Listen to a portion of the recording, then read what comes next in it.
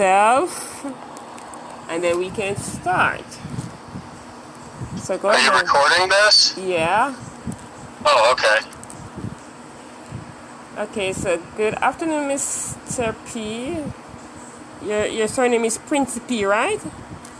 I don't Yes. know. Okay. Mr. Prince. Okay, so this is my field experience. I'm doing an interview discussing the role of discipline and all of that in regards to special education. So before Correct. we begin, you can introduce yourself and tell me your position in the school, and then. All right.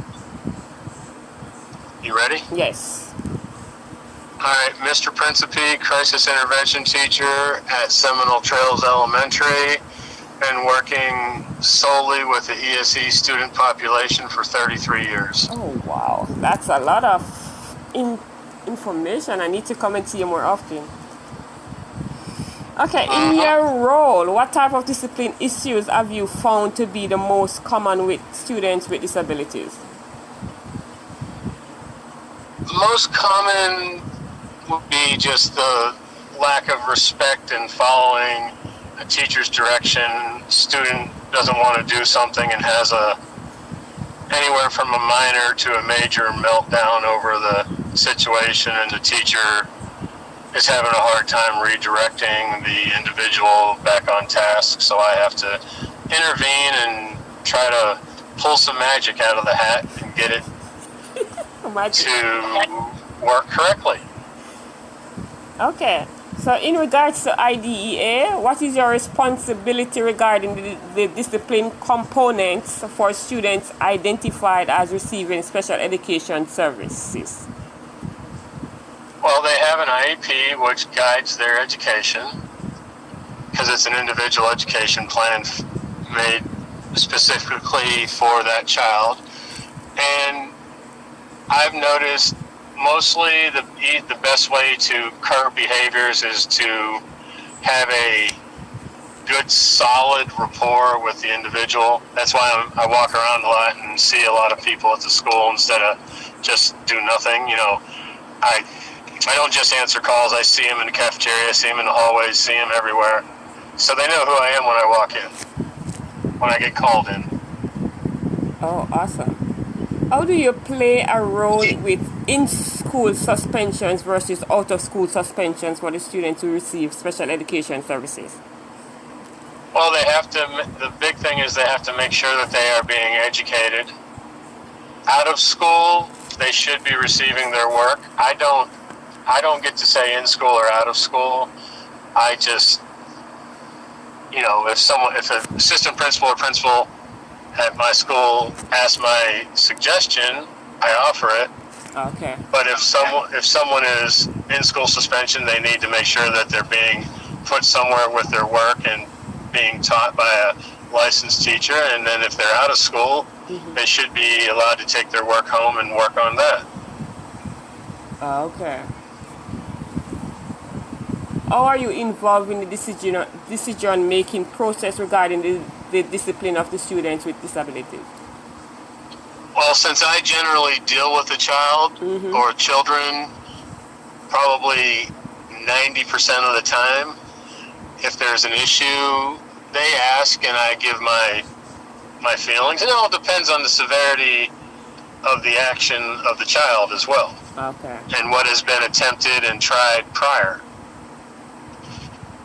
Okay. So what types of data do you collect regarding behavior or discipline issues of the students with disabilities? And if you do not collect the data, do you review the data to assist with any discipline issues?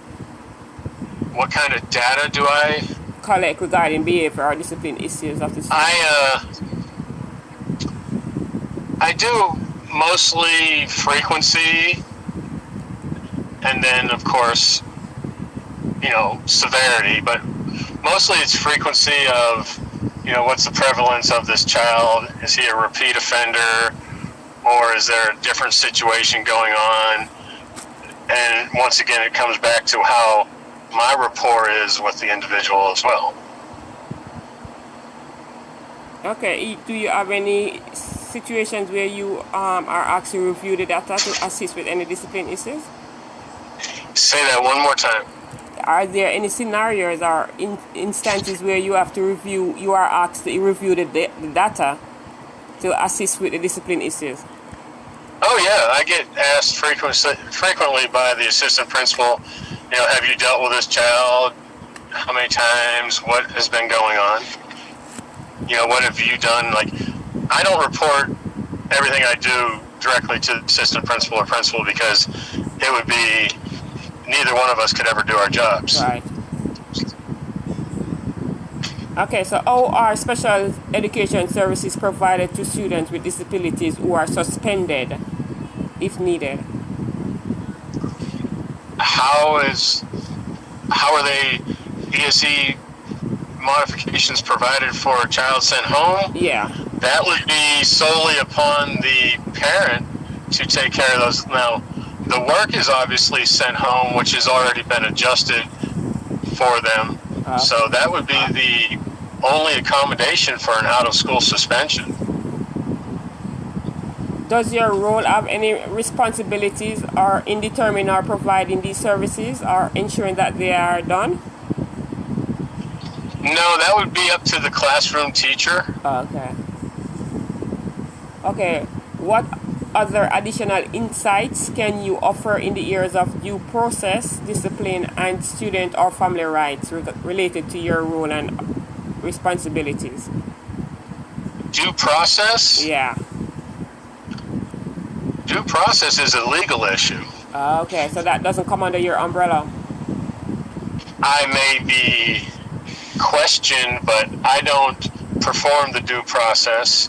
Now, if a child with ESE comes to 10 days out of school suspension, then that's when they would generally go to due process to find out if his or her actions are a manifestation of their handicapping condition, Okay. or does this child require another label with a much more least restrictive environment to satisfy their individual academic needs and behavioral needs.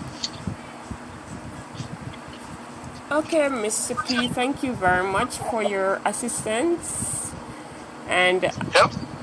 I will be contacting you again in case I need any more help. All right, cool. No worries. Okay. All right. Okay, Be have a good. great day. You too, thanks. Yep. Okay. Yep. Bye-bye. Bye-bye.